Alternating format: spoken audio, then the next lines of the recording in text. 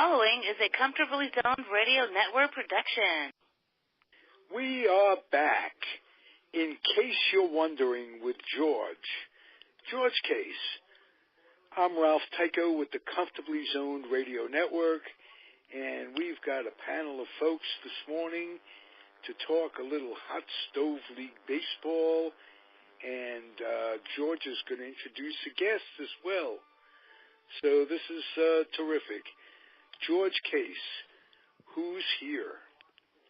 Okay, well, thank you, Ralph. Yeah, I'm really pleased to introduce Matt Dahlgren. Matt, I've known through email and Facebook, and we've talked a couple times. Matt has written a wonderful book about his grandfather, and I'd like to have Matt, talk a little bit about it. And also, before we bring Matt on, I wanted to make sure that I say hello to Ronnie Rabinovitz. Ronnie is a regular with us and is very much of an authority on the Brooklyn Dodgers, and Jackie Robinson. And Ronnie, you're always welcome, and we appreciate you being here. Thanks, George. I appreciate it.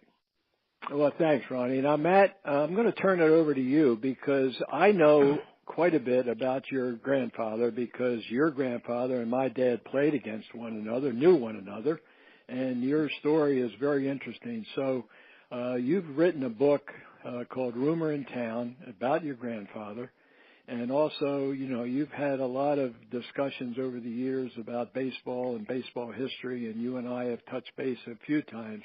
So, Matt, welcome, and if you would, just talk a little bit about your website, a little bit about your book, and the baseball history of your grandfather. Well, thank you, George. My book stemmed from a promise that I made to my grandfather. I grew up in Southern California, and my grandfather, and for the sake of this interview, I'll just refer to him as Babe. He grew up only about a 40-minute drive from me, and so as a young guy, I got to see him quite often, throughout my early life and into my young adulthood. And in doing so, it was always a pleasure for me to sit and listen to him and tell stories about his days in baseball, in the major leagues and also in the minor leagues, and just listen to all the different stories he had and things like that. And I was always fascinated by hearing about the great Yankee teams, 37, 38, 39. He was part of two World Championship teams, 38 and 39, briefly with 37, but then was sent down to the Newark Bears of 37. But nevertheless, I was just fascinated and just loved hearing his stories.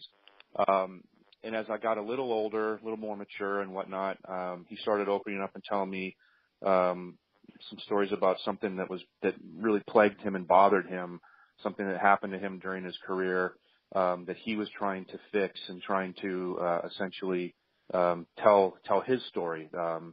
There was a rumor that was started about him. He first heard it in 1942 in a meeting with Branch Rickey. It was a contract negotiation meeting with Rickey, and Rickey in that meeting brought up, or essentially asked Babe point blank, "Do you smoke marijuana?" And this completely caught Babe off guard. In today's culture, that might not be an abnormal or an off-the-cuff question, sadly, but back then, that was a stigma that you did not want attached to your name. And when Babe heard that from Branch Rickey, he was shocked and categorically denied it, and was pretty upset by the accusation by Rickey. And as the 42 season got underway, things just started to change a little bit. That his treatment by the teams he was on, the managers that he played for, things just changed, and he couldn't figure out why. The Cubs, into the 42 season, about a month or two into the season, they sold him to the Dodgers. This was coming off of perhaps Babe's best season in 1941. The Cubs got rid of him the next year, and Babe couldn't figure it out. And long story short, it wasn't until 1943 when Babe was then with the Phillies, and he and Danny Litweiler were in a hotel lobby in New York, and they ran into Chuck Dressen, who had just come down from a meeting from upstairs at the hotel with Branch Rickey and several other Dodger executives. And in that meeting, the Dodger executives were pressing Rickey as to why Rickey and the Dodgers got rid of Babe after the 42 season. Because in 43, Babe got off to a hot start with the Phillies, and he was leading the league in hitting, as a matter of fact. And the Dodger executives were pressing Rickey on it. And Rickey said in the meeting that he got rid of Babe because he was a marijuana smoker. And Chuck Dressen told this to Babe in the lobby of the hotel, and it just hit Babe in the gut. Danny Litweiler, who was Babe's roommate, couldn't believe it. And so it was after that moment that Babe decided to go to Commissioner Landis and demand to be tested for drugs. He was the first ever Major League Baseball player to be tested for drugs. The tests were all paid for by Landis. And unfortunately, and I'll kind of just try to shorten it up here, but unfortunately Landis sat on the story. The tests all came back negative. There's a reason why Landis sat on the story, because of the names that were involved with spreading it. He didn't want to rock the boat, so to speak. And when Landis died, the story died, and nobody cleared Babe's name. And that's something that he lived with for his whole life and was trying to clear it himself and trying to write a book himself. And when he passed away, he left behind a 3-ring binder on his desk full of his writings and recollections and whatnot, a book he was working on. And I kind of looked up to the sky and made a promise to him that I would finish it for him. And that's how the book Rumor in Town was born. Wow. Well, Matt, if I can just step in here a minute, I wanted to congratulate you on doing that. I mean, you and I grew up in the same kind of a environment in baseball. And, my dad never had that kind of problem that Babe had. But the way you've handled it, I think it's been superb. And I hope that, the injustices of the past have been rectified, because your book and your website and talking about Babe is really a revelation that I'm sure many people, outside of baseball, had no idea anything about it. But if you're a ball player and you have some kind of a stigma attached to it, it's a horrible situation. And the way you handled it and the way Babe handled it during his career, I think is admirable. I just wanted to mention that to you. Well, I appreciate that. May I ask Thank you very much. who spread the initial rumor or innuendo? Yeah, it was through this process of writing the book. Babe always felt, because he heard it from Branch Rickey first, for the longest time, he kind of just assumed that Rickey started it. But after years of thinking about it, that is my grandfather thinking about it, and then unfortunately after he passed away, I actually found out some information through Marty Appel that was shocking to me. Marty Appel mentioned to me at one point that many years ago he was sitting with the former New York Times writer John Drebinger. They were at a ball game, I believe, and just kind of recounting stories and going back and forth.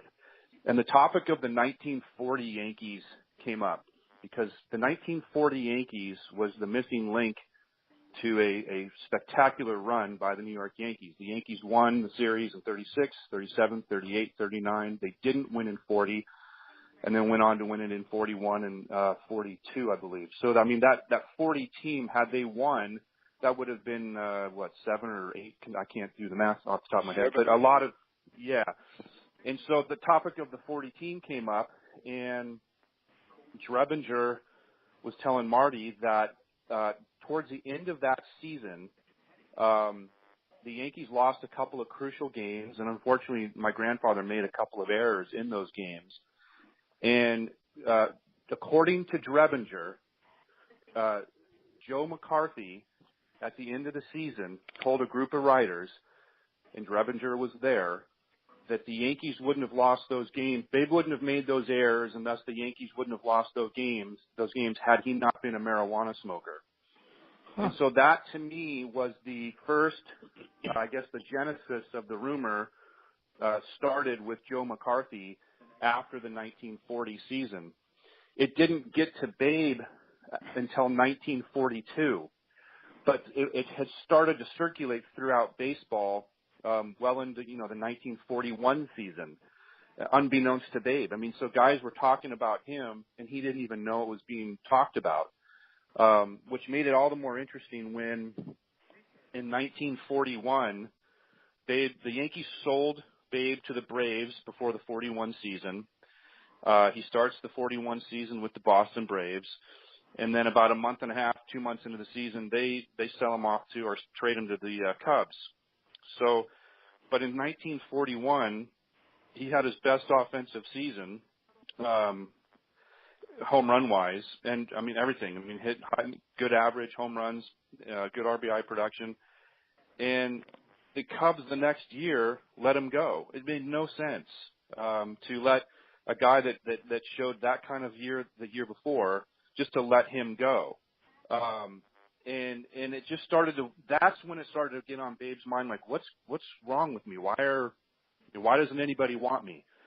And then it got to the meeting with Ricky, where Ricky point blank asked him, and that wasn't until 1942. And so, but Joe McCarthy is the one that first started the rumor, and I believe it was started out of spite. Joe never liked Babe. Joe was a Lou Gehrig man and a Joe DiMaggio man, and rightfully so. That's fine.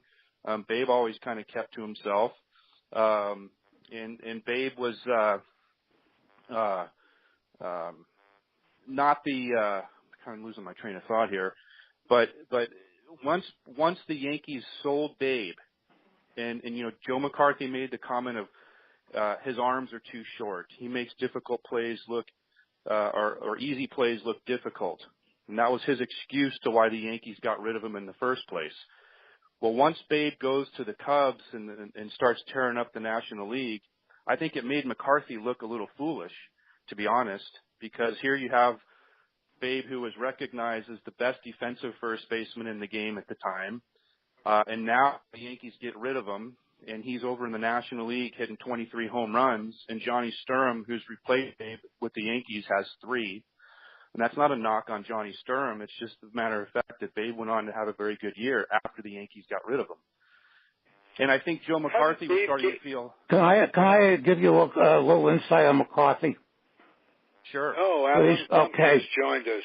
Yeah, McCarthy was great at winning pennants by 10 games. The 5 times he had seasons where the races were 3 games or less, he lost all of them. 1940 was one of them. His managing in games that were really, really critical was not up to par. And if you look at his World Series, none of them went to Game 7, so he could screw that up. He also refused to. 1940, the Yankees had Frank Crissetti at shortstop. In 1940, he had his one season. Frank Crissetti had a season where he became one of the few players ever to have over 500 official at-bats and hit under 200. Wow. Meanwhile, they had Rizzuto down in Kansas City, who was tearing up the American Association, and they refused to bring him, bench Crissetti, and bring, because Crissetti was one of his boys, and bring Rizzuto up. So he in my mind, he lost the pennant, and then you get to McCarthy, in 1948 when he started with the Red Sox, when he started Denny Galehouse in that one-game playoff.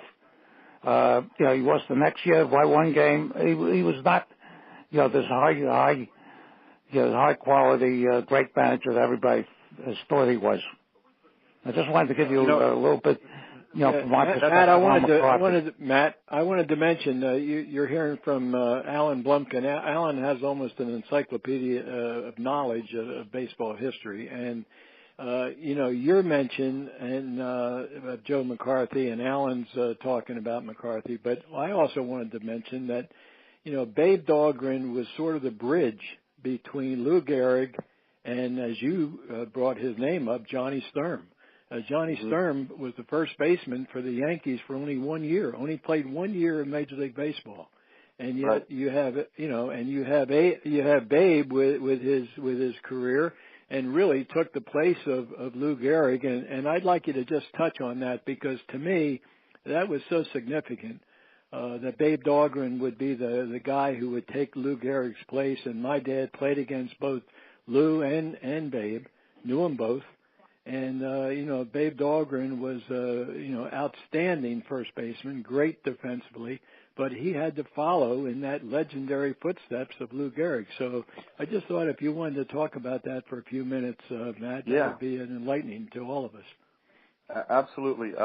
My grandfather grew up in San Francisco, and as a boy, he idolized Lou Gehrig. He was a young first baseman, my grandfather was, played a little second base, but loved space. And so you can imagine if you were a kid and you were a first baseman, Lou Gehrig was your guy. And so all throughout high school and whatnot, my grandfather had drawn pictures of Lou Gehrig on his school binder and things like that. I mean, he truly idolized him. And as fate would have it, he ends up on the New York Yankees in 1938. In fact, the Red Sox sold my grandfather to the Yankees before the 37 spring training started because Gehrig was threatening to hold out, and the Yankees needed insurance. And so they got my grandfather from the Red Sox as an insurance policy should Gehrig hold out and demand more money. But they got that contract resolved, and once it was, the 37 Yankees really didn't need my grandfather, and that's why they sent him down to Newark. But as fate would have it, now they're in 1939. My grandfather was a utility player for the 38 and 39 Yankees. And on May 2nd, 1939, he was sitting in the clubhouse before the game there in Detroit, and he's sitting on his little stool in front of his locker. And it was Art Fletcher that came up. The clubhouse was a little quiet. It wasn't the typical Yankee clubhouse that day. I mean, the attitude was a little bit subdued. No one really knew why. There was just kind of a mood in the clubhouse that was just a little off. And Art Fletcher came over and tapped Babe on the shoulder and whispered in his ear. He says, "You're playing first base today." And that's how the news was broken to Babe. It wasn't McCarthy that came up. It wasn't a big meeting in McCarthy's office or anything like that. It was just real subtle. Art Fletcher whispering in his ear, "You're playing first base today." And Babe sat in front of his locker just stunned. I mean, he told me that it was the one day in his life that he didn't want to play baseball because he could not believe that Gehrig's streak was ending, and he could not believe that it was him that was going to be the one replaced. And so as the Yankees went out and took the field to take batting practice and infield and warm up and things like that, the news got out and the buzz was out on the field by that time, and photographers were all over and snapping pictures of Babe and Babe with Lou and things like that. And when Gehrig took the lineup card up to home plate before the game and gave the lineups to the umpires, then it was announced over the PA system that Gehrig wasn't going to be playing that day.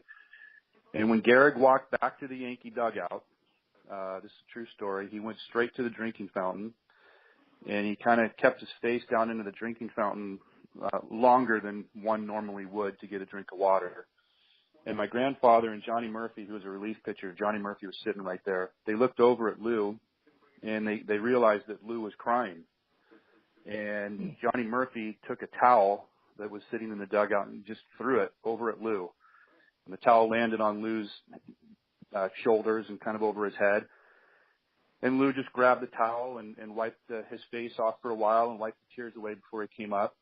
But it was a real heavy moment there in the dugout. There was a sense of finality to it. And before the game started, Babe walked up to Lou and said, "You've put me in a tough spot here."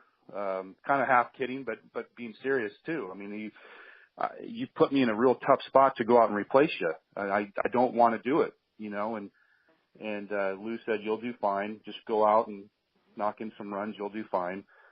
Well, the Yankees went out that day and really took it to the Tigers. They ended up beating them 22-2. My grandfather had a home run and a double. And towards the later part of the game, the later innings, around the seventh inning, where the game was clearly a runaway for the Yankees, Babe went up to Gehrig and said, "Lou, get out there. Let's go. Keep your streak going." And Lou tapped him on the shoulder and said, "You're doing fine, Babe." And so the eighth inning, ninth inning, same thing. "Lou, get out there. Keep your streak going." Lou didn't want to do it. And so the game ended. The Yankees won 22-2. And for over the next week or two, Lou remained out of the lineup. And it wasn't until a few weeks later that he took a trip to the Mayo Clinic in Minnesota to be tested and whatnot. And then we all know the results of the test. But Lou never played again. I mean, so he took himself out on May 2nd, 1939, and he never played another major league game again. There was actually, not many people know this, there was an exhibition game the Yankees played in June that Lou played a couple innings of. But he never played, another major league game again after that day. Yeah, Matt, I think that game, that exhibition game, in my memory, but I think it was in Kansas City. You're right, George. But the last game that Lou played in the major leagues was on April 30th of 39, and it was told to me by a SABR member. Alan, you might even know who the SABR member was, but I was told that my dad caught the last fly ball that Lou Gehrig hit during his major league career. It was a fly ball to center field. Of course, people have said to me, well, I wonder where the ball is. Well, I'm sure my dad just threw the ball back in because... who would have known? Yeah. Yeah, there wasn't any significance to it. I mean, nobody knew that a couple of days later Lou was going to take himself out of the lineup. But I'm curious if Babe ever said to you, I mean, my dad told me many times, says, George, we couldn't figure out what was going on with Lou because he had been such a strong, ox of a ball player. And then that last season, he could barely, do anything. And the ball players were really mystified. I don't know whether Babe ever talked to you about it, but it was, nobody knew what ALS was and nobody knew what the disease that Lou had. They just knew that his skills had deteriorated almost overnight. Yeah, in fact, when they got to spring training in 1939, it was kind of obvious rather quickly that something was off with Lou. He just seemed slower, sluggish, more, I hate to say it, but more clumsy than normal. I mean, he was acting in ways that he'd never acted before. In fact, there was a game that the Yankees were playing the Brooklyn Dodgers in spring training, and Lou actually wrapped one off the right center field wall, and the Yankees were, Babe was telling me from his perspective on the bench, watching the play unfold. He's watching the Dodger outfielders run out to get the ball and watch him throw into the cutoff man. And it would be in normal circumstances, it would have been a triple for Gehrig. Okay. And when they looked up, Gehrig was laboring just to get into second base, and he did this kind of last-ditch head-first slide into second base. But he was safe, but it just struck the players as odd. Like, how could he just be barely getting into second base on that hit? He normally would have been going for three on that. There was another incident where there was a foul pop-up. Gehrig was playing first base, and there was a pop foul in pop fly in foul territory, and Gehrig came over to catch it and dropped it. And when he leaned over to pick up the ball after the play was over, when he stood back up, his back was just really bothering him. He was complaining about his back, just picking up the ball on the ground. Things like that. And obviously his numbers were not the same. I mean, he wasn't stinging the ball like normal, and everyone kind of knew something was different and something was off, but everyone just thought, well, he'll shake out of it and we'll get out of here and start the season and things will be back to normal. Well, it just never happened. Okay. Can we get to know Babe a little bit by what kind of a grandfather he was to you? Absolutely. He was a very loving grandfather. He had Babe's home, which, like I mentioned earlier, was about 45 minutes away from mine, and he had a couple of acres on his property, and so in a big pool. So as kids, when we go up there to spend weeks at a time with them, with my siblings and whatnot, we were always outside on his land, cutting down bushes, cutting trees, swimming in the pool. He actually had a couple of batting cages that he put in on his property. And so we would spend our time, hitting when we were up there.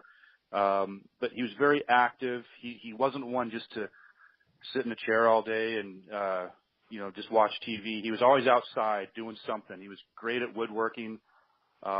He was just the kind of grandfather as a young guy that you just kind of wanted to follow around, and because you just kind of learn things just by being around him. He didn't say a whole lot. I mean, he talked to us as he was. You there? I thought, did we lose you? No, we're here. We're here. Yeah. Anyway, he was just a loving grandfather and always there for us. Would come to our games from time to time and watch us play, and just a thrill as a boy to be around. Well, that's great. Anything that yeah, Matt, I just want you to know, this is Alan Blumkin. I have your book. I got it a number of years ago, and that's how I remembered the stuff about McCarthy. Interesting. Well, thank you. And one other thing I wanted to mention about McCarthy and his dislike for Babe, and I think it's critical to the story. Before the 1940 spring training, before the Yankees arrived in spring training for 1940, Babe, a San Francisco native, got together with Lefty Duell, another San Francisco native, and O'Duell was at the time known as kind of the hitting guru of Major League Baseball. He wasn't working for any Major League clubs at the time. He was more associated with the Pacific Coast League, but Lefty O'Duell was known for being probably one of the best hitting coaches around. I mean, this is an era or a time before there was even a hitting coach on a team. Well, before Babe left for spring training, he met up with Lefty O'Duell and asked Lefty if he'd take a look at him and work with him before he went to camp. And Lefty said, sure. So Lefty watched Babe a couple times in batting practice and studied him a little bit and pointed out a couple of different things. And when Babe got to spring training in 1940, Joe McCarthy was pretty upset.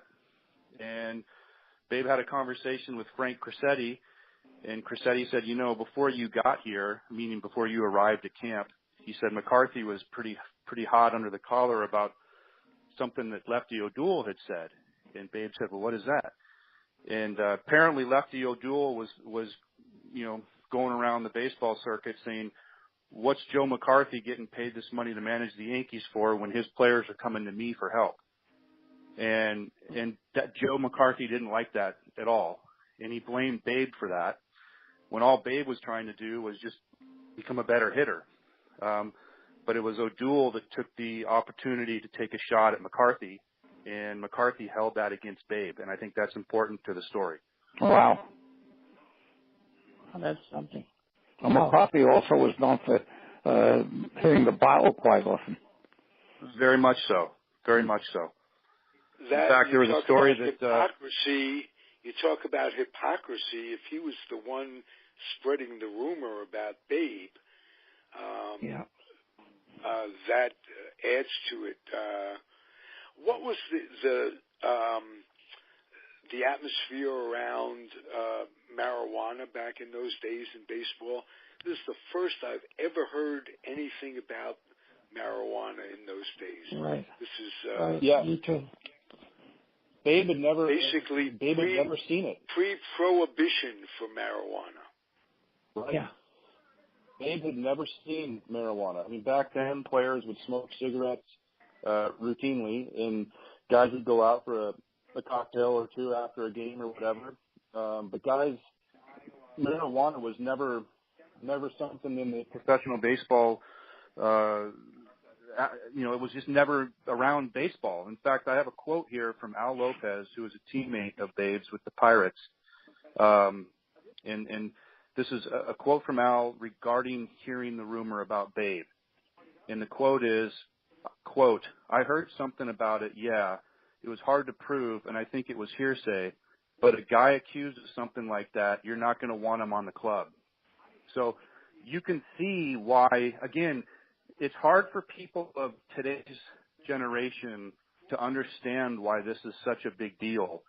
Marijuana back then was if you were accused of smoking it, or if you were actually smoking it, that could ruin your reputation, especially in a major league sport like baseball. So to have that stigma attached to your name, it was very hard to get out from under.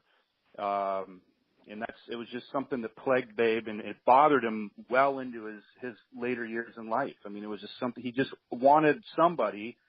He wrote to commissioners all the time, just asking them if they would just please clear his name. And of course, they all said, they gave him the proverbial, hey, we'll look into it and we'll take a look at it, but nothing ever happened. And that's what just bothered him to the end, to be honest.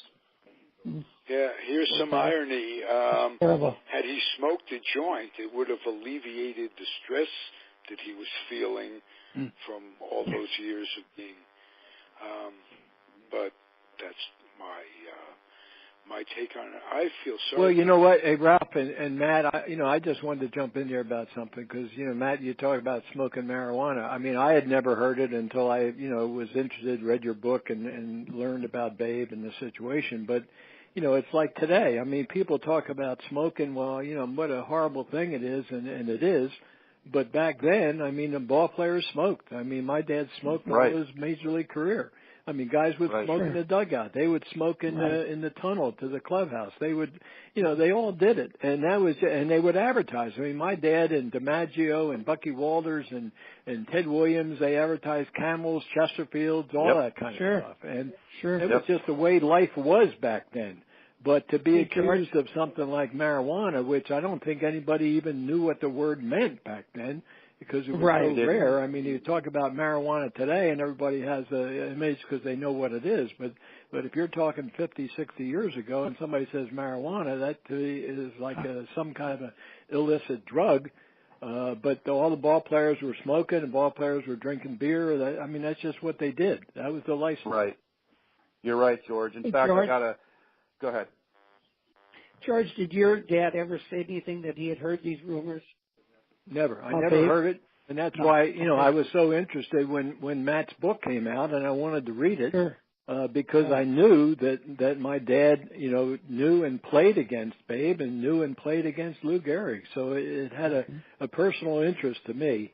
And as I mentioned earlier, I think that Matt really has done a great justice to his grandfather by bringing this up and writing the book and having the website, because it clears up a tremendous amount of misunderstanding and misinformation that existed for so many years. Right. Matt, how did your grandfather get his nickname, Babe? That's a question that I've been asked a lot, and I remember asking him, and he got it as a kid. Again, growing up in the era where Babe Ruth was the guy, and so I think that the way I understand it is that the kids in his neighborhood just started calling him Babe because he was kind of in his neighborhood a standout player, a good player, and so the kids just started calling him Babe, and it just because of Babe Ruth, and it just stuck, and Babe kind of took a liking to it. And I mean, his name is Ellsworth, and so I think he probably wanted to, rather be referred to as Babe than Ellsworth. It just kind of stuck with him, and then as the higher up in baseball he got, the guys, it just became a natural thing where guys just called him Babe. How interesting. Did he pass on talent to you, baseball-wise? Did you take the game to a certain level? Yeah, in fact, it was always my dream to follow in his footsteps and play Major League Baseball. And Babe had two sons, my dad and my dad, whose name is Don, and his brother Ray. So Babe had two boys, both of whom went on to play some minor league baseball.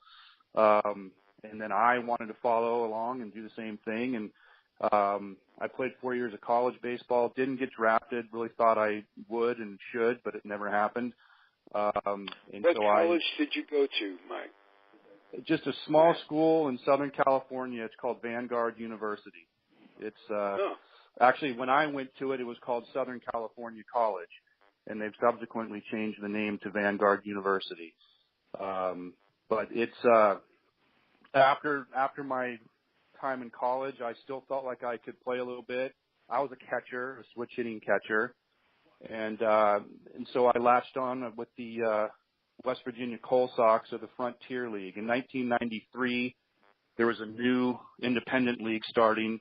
It's called the Frontier League, and I flew out to Chillicothe, Ohio to try out for it, and got picked up by the West Virginia Coal Sox. And then here's the extent of my professional career. About a month into the season, it was an 8-team league, and it was the inaugural season. And about a month into the season, my team and another team went bankrupt.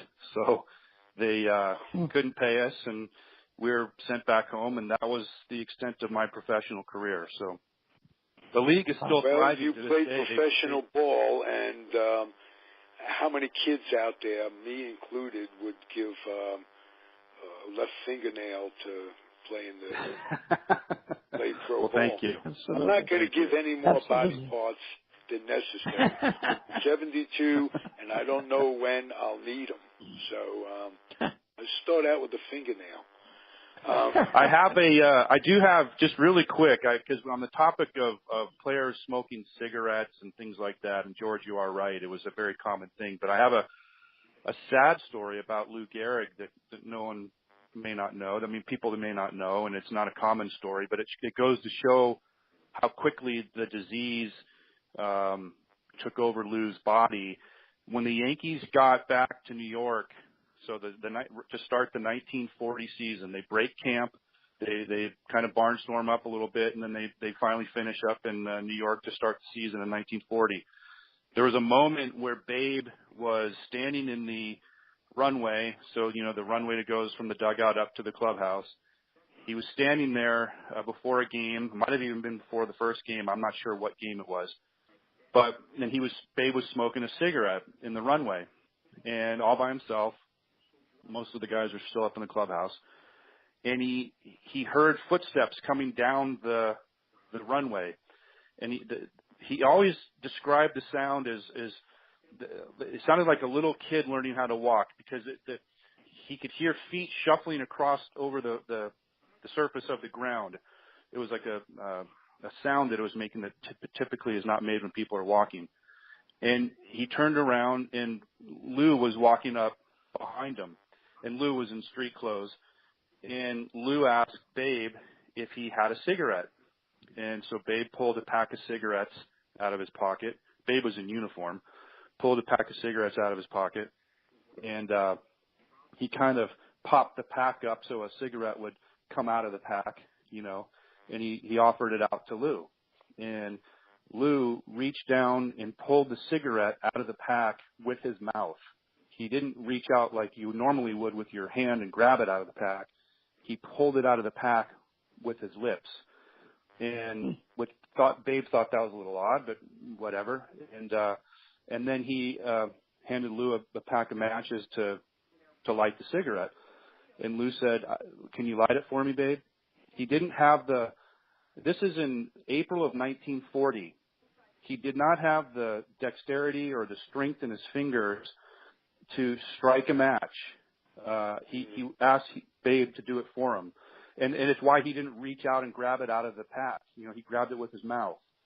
So just by April of 1940, he was already starting to lose just routine movements in his fingers and hands and things like that. It was really starting to already kick in. Wow. Well, I don't remember reading your book, but I do remember hearing that story. It may have been that I did read your book. But you know what, Ralph, I just wanted to now gives me the chills thinking of this hulk of a man, just torn down by this horrible disease. Well, I wanted to mention something, and Matt, it might have been in your book, but when Lou was honored in '39, July 4th of '39 with his farewell speech, his luckiest man speech, I believe, was it Babe or somebody had to be there next to, very close to Lou, because Lou was having trouble. I think he was given some awards, and he was so weak that he couldn't even handle them. So they had to, put him down on the ground. And I think it was either Babe or another player that McCarthy wanted near Babe, near Lou, in case Lou actually fell over. because he was struggling so much with his physical problems as a result of that disease. I know my dad was there. He was on the field, and he told me he was on the other players he said all the players are crying, and it was really just such a heart, felt, and it's such a touching moment because they all loved Lou, and they could not understand what had happened to this great hulking, tremendous ball player who now, as you're talking about, Matt, was barely able to walk. It was a horrible time in his life that, and less than 2 years later, he was gone.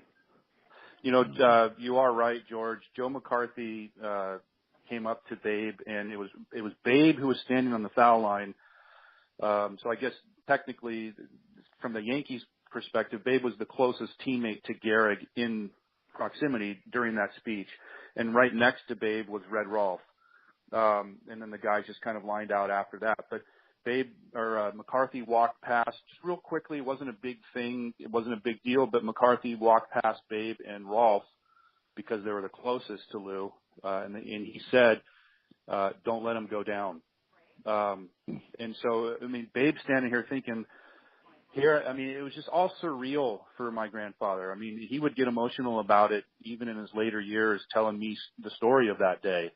But for him to be standing there watching, again, his idol give this speech, and he said the whole time Lou was speaking, and before he was even speaking and getting presented those awards and things like that, he said that Lou's legs were just trembling. They were shaking. And here's a guy that's stood in the batter's box in front of 60,000 people and faced the game's best pitchers and was never nervous at all. You know what I'm saying? But it wasn't out of nerves necessarily that his legs were trembling. It was just the weakness of his legs. Already starting to kick in. It was neurological. Yes. Exactly. Right. So sad. Wow. So sad. I must repeat on these airwaves, my mother attended that game as a 19-year-old from Mount Kisco, New York. And she came in on the train and got to see George Case that day, your dad, George Case Jr., actually. And we got to see George Case when we took a family trip to Washington, and we saw the expansion Washington team play. So my mother has a connect to all of this, rest her soul. What a story. What a story this is. My goosebumps fascinating.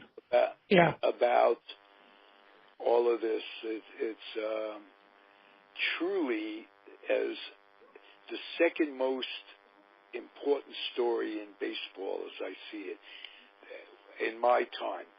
The shot heard around the world, and that day, that retirement thing, that's what people think about when they think about baseball. And for your grandfather to be right in the middle of it, wow. It is special for me, and it's now I have 3 kids of my own, 3 girls, and my oldest is very into baseball, and like me, she's a diehard Yankee fan. And when I try to explain to her the relevance of that moment, she's 12 years old, and when I explain to her, the historic relevance of that moment, and then I say, and right there is your great grandfather. It gives me chills to be able to say that, because it's a surreal thing even for me all these years later to know that my grandfather and George, your dad, was part of that moment. Right. I agree, Matt. That was one of the earliest things I remember of my dad talking. I was just a very, young man, but he would talk about baseball and with sports writers and fans and friends and neighbors. But one of my earliest memories was my dad talking about that day, at Yankee Stadium, and the fact that your grandfather was there and my dad was there on the field, and you and I are talking now, and you and I have that baseball background. Fascinating. I agree. Really it's very fascinating, and it was a surreal moment. and to my dying day, I'll probably talk about Lou Gehrig and his Luckiest Man speech because of the relevance to my own family. Yeah, there's a book that came out a couple of years ago by a author named Jonathan Eig. Yep. Or Alg. It's titled The Luckiest Man. It goes into ALS quite a bit. It's a biography of Lou Gehrig. It's a great book. And I actually read a couple of years ago, and I don't know where it sits right now, but that was being thought of as a movie. Yeah. Well, the one they made in 1942. Let me ask you guys, did Lou know of his fate? I think there's letters that have come out, letters that Lou had written, letters that his wife had written to doctors at the Mayo Clinic, and I think that by 1940, while I don't think he never admitted it. I think he knew it. He was always going to fight it till the end. I've read letters that he even referred to it as a germ. I'm going to fight this germ to the end, or I'm going to give this germ a fight, and things like that. I think he clearly knew something was really, really wrong by 1940. I think in the early stages of it, I think he thought he was going to be able to kick it and come back. Maybe not come back as a player, but at least just go on to live a healthy, functioning life. But I don't think it was until 1940 that he realized that that things were not going to go that way. So. Yeah, you know what? I agree with you, Matt. I believe that I've read some of those same letters, and Lou was trying to be very positive and talking about taking vitamins and following the doctor's orders, and maybe the doctors had been trying to be gentle with him and had told Eleanor, his wife, what the real situation was, but it was very difficult, and Lou handled it tremendously well.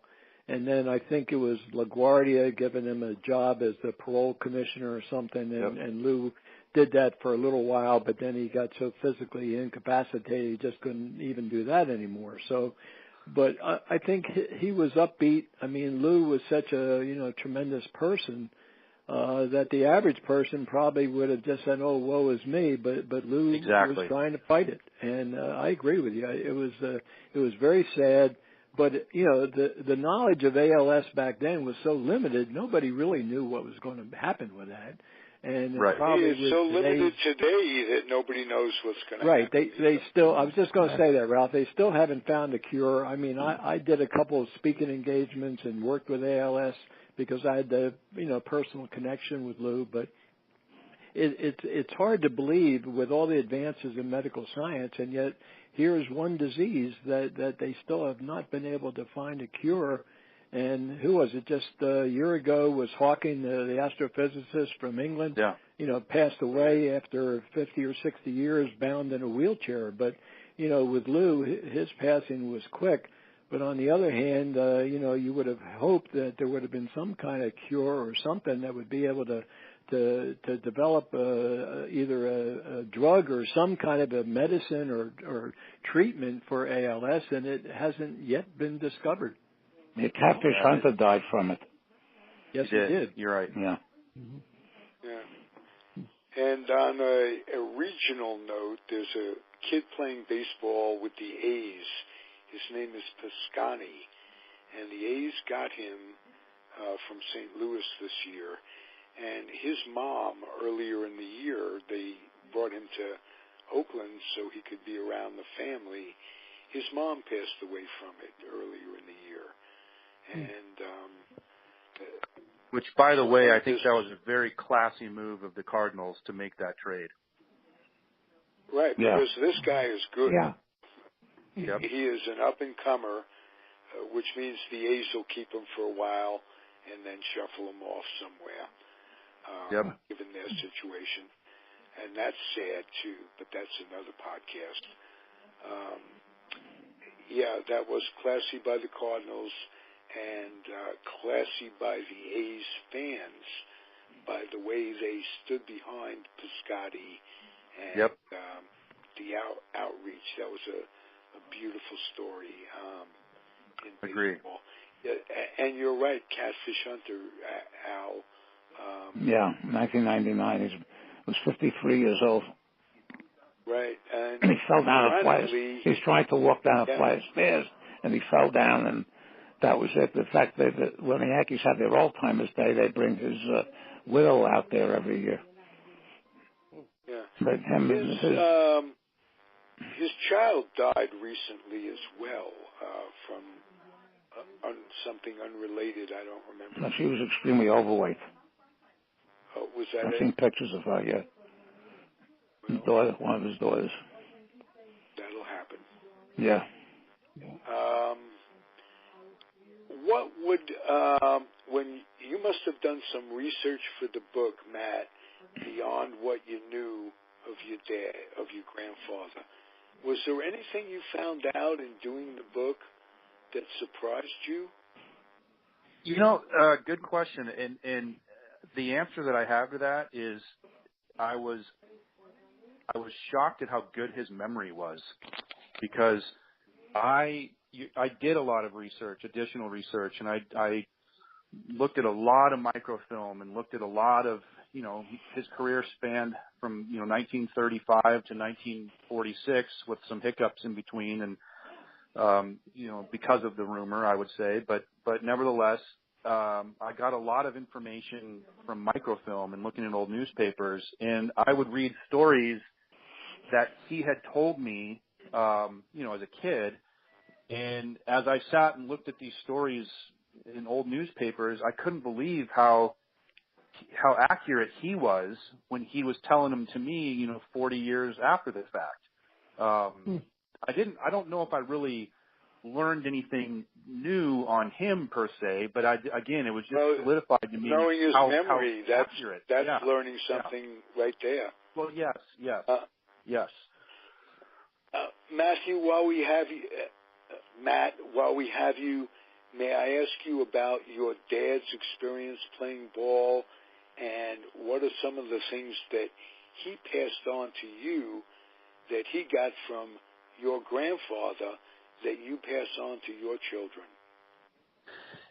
I think the biggest thing my dad passed on to us was, number one, to love the game. I mean, if you don't love it, if your heart's not in it, that's okay. But don't, it's a tough game. It's a tough game, and to make it it's very tough, and you got to be tough to make it. And I kind of grew up in that kind of a household where nothing was handed to me, nothing was given to me as far as the game's concerned. I mean, I had to go out and earn it. And just my dad, by being around Babe and having his own, limited experience playing professional baseball, he knew how tough it was, and he wanted to make sure that if I wanted it, and I did, that I was ready for that I knew that. It's not easy. There's going to be ups and downs, but you got to try to stay even-keeled throughout the whole process. And I think that's a lesson for life too. I mean, that's how life is.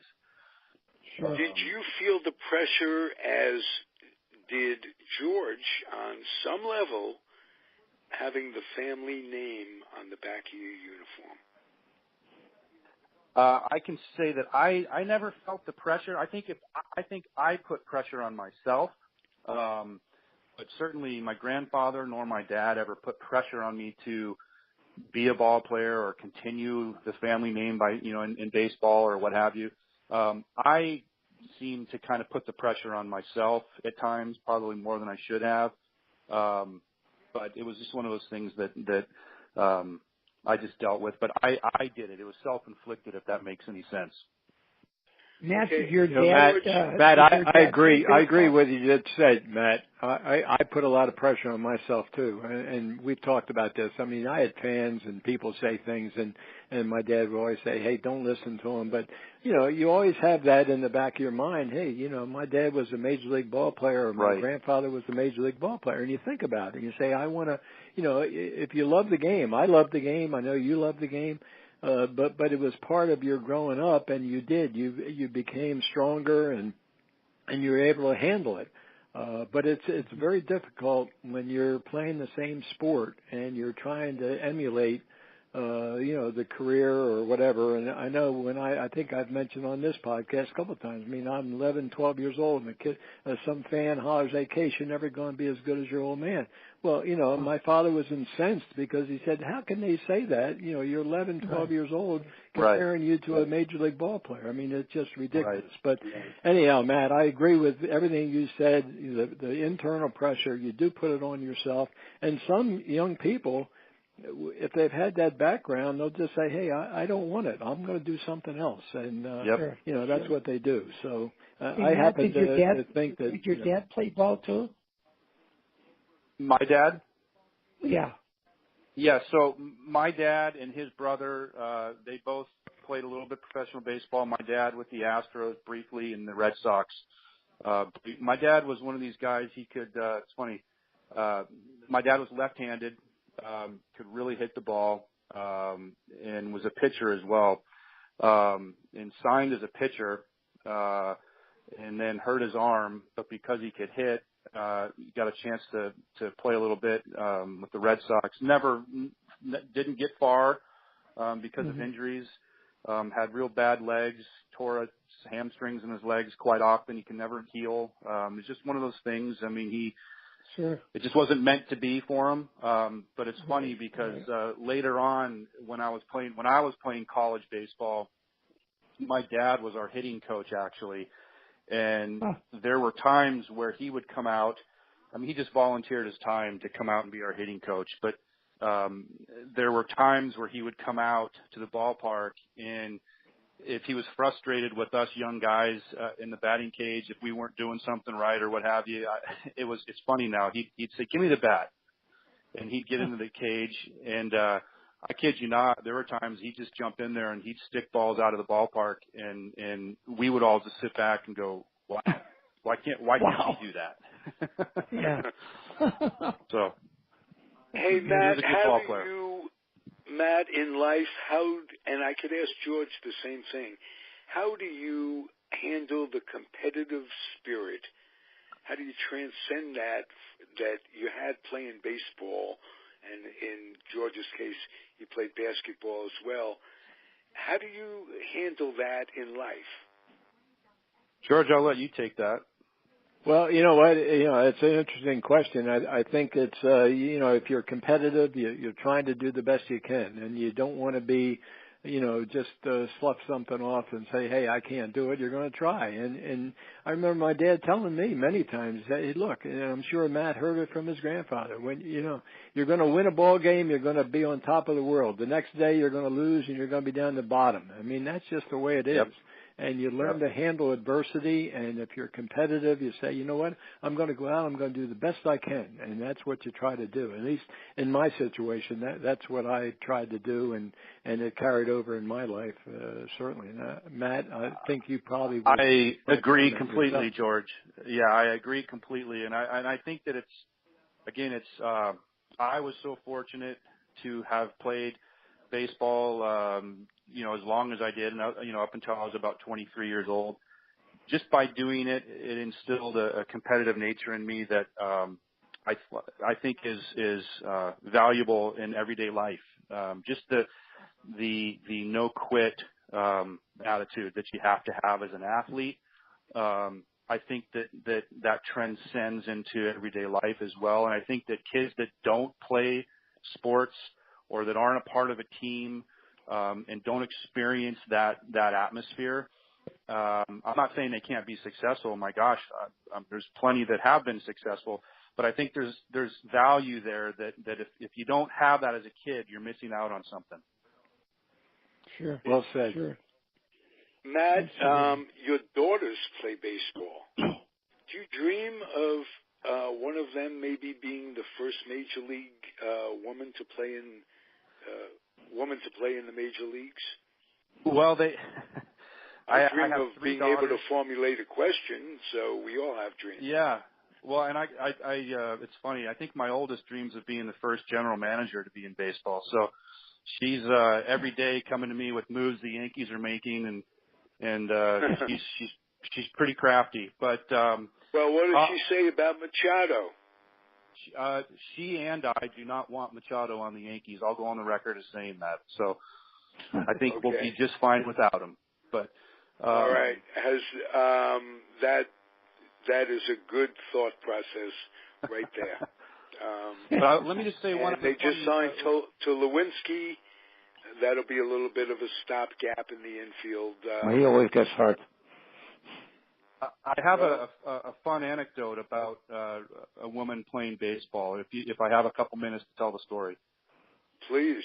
So after I was done playing college baseball, I was still very close to the guys on the team and close to the coach. Would go work out with them from time to time.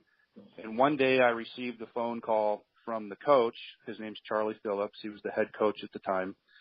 And he said, "Hey, I have a prospect that I want to try out on Saturday, and I was wondering if you could come out and catch for me. They're a pitcher, and I want you to come out and catch and then give me your opinion." And I said, "Sure." So I drove down there one Saturday morning and got out to the ballpark, and I was in the dugout getting my spikes on and kind of, just feeling around with my glove and whatnot. And I looked out in the outfield, and there was a girl out there with baseball pants, baseball hat on, her ponytail coming out of the back of her hat. And she was out running in the outfield getting her legs loose. And Charlie, the head coach, came into the dugout. And he said, "Hey, Matt, once you get your stuff on, why don't you go down the line and start warming Isla up?" And I said, I kind of looked at him like, "Are you kidding?" But I didn't really want to create waves. So I said, "Okay." So I went down the right field line where the bullpen was and started playing catch with her. And she ended up she went on to throw like a 15, 20-minute bullpen. And Charlie, who had played professional baseball himself, he was a left-handed pitcher, Charlie Phillips, minor league baseball. He was just sitting there watching her, kind of under, a watchful eye, watching every move of her. And after her bullpen was completed, she left, went down to the dugout and started putting her shoes back on or whatever. And he came over to me and said, "What'd you think?" And I said, "If I'm being honest with you," I said, "I think she can get outs. I think she's good." And he said, "Yeah, I think so too." And he said, "I'm thinking of offering her a scholarship."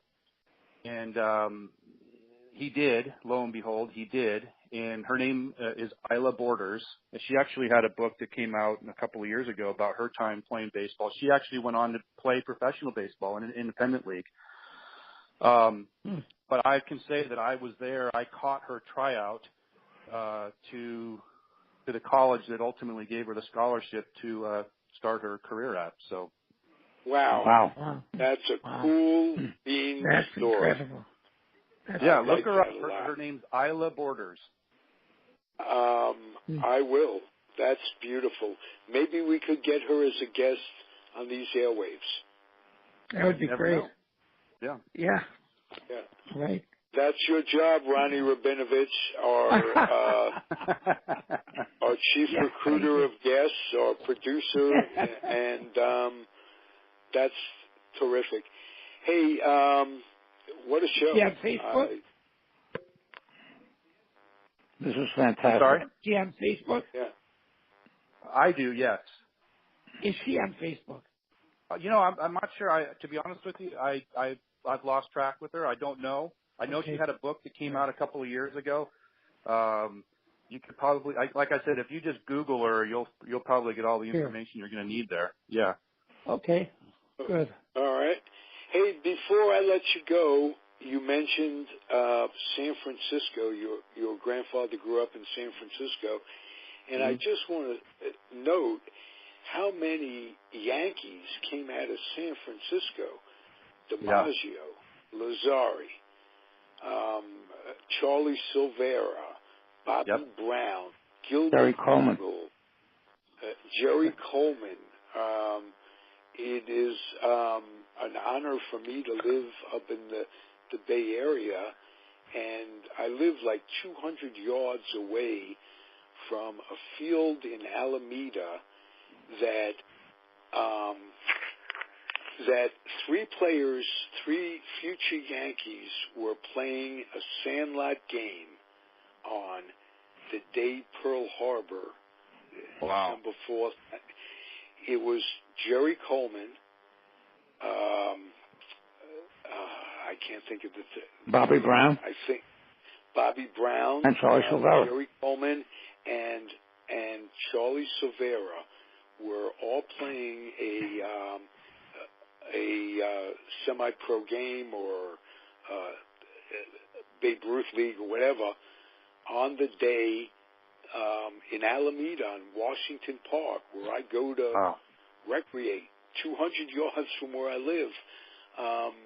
It is hallowed country out here for the number of Yankees that that come from this area, and I learned that your grandfather was among those. Yep, went to Mission High School. If you ever drive by it, that's where he went. Oh, wow. I certainly will. And as far as I know, thinking about it, he was probably the first Yankee signed out of San Francisco of all those guys. Am I correct? That sounds about right. I mean, DiMaggio was a year or two after him. Well, Rosario was the first one that came up out of there. That's true. That's true. Yeah. Yes. You're right. Oh, okay. Rosario was born in I think around 1900, because he was relatively young when he. You're living up to George's remarks that you have an encyclopedic knowledge. Oh, me? He does. Yeah, I try. Does.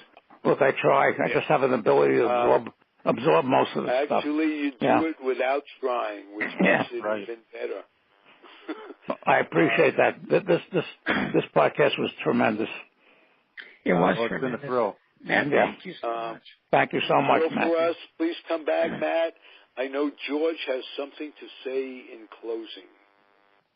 Well, I do, because I'm really happy that Matt wanted to be with us, and we all really learned a lot, and it was great. And the fact is that baseball is generational. I mean, Matt's grandfather, my dad, and we both have a love of the game, and to hear Matt talk about it and know what Babe Dahlgren went through during his career. So, Matt, I wanted to thank you again for your willingness to be with us today.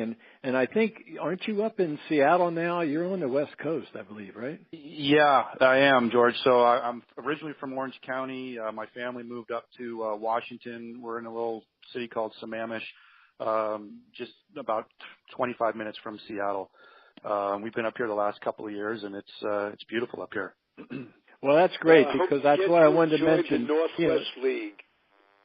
That's right. Yeah, well, I wanted to mention that because when I talked to Matt about, being on the show, I gave him the time of the show, but I said, now, Matt, East Coast time is noon, but West Coast time is early in the morning. So, no, this is fine. I know Ralph's in the same time zone, but again, Matt, thank you very much for being with us. We really enjoyed, having you on, and look forward to maybe we can do this again. Would love to, Absolutely. George. Really appreciate the opportunity. And if anyone's interested in picking up a copy of Rumor in Town, they can do so at mattdahlgren.com. Beautiful. Well, that's great. And I hope people do that, much. because it's a wonderful book and it's a wonderful website. So Matt, again, congratulations. And we really enjoyed having you with us. Thank you. Thank you very much, guys. Loved it. Bye-bye. Bye-bye. All right, great show. Thanks for listening, everybody. Comfortably Zoned Radio Network. Adios. Bye-bye.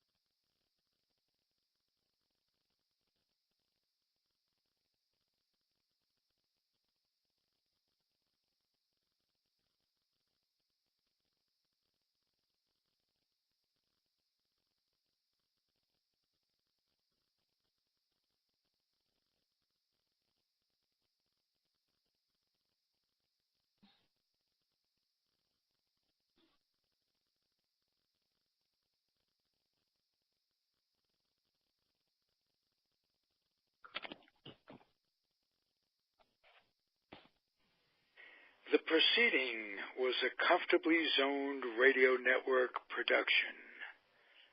Thank you for listening.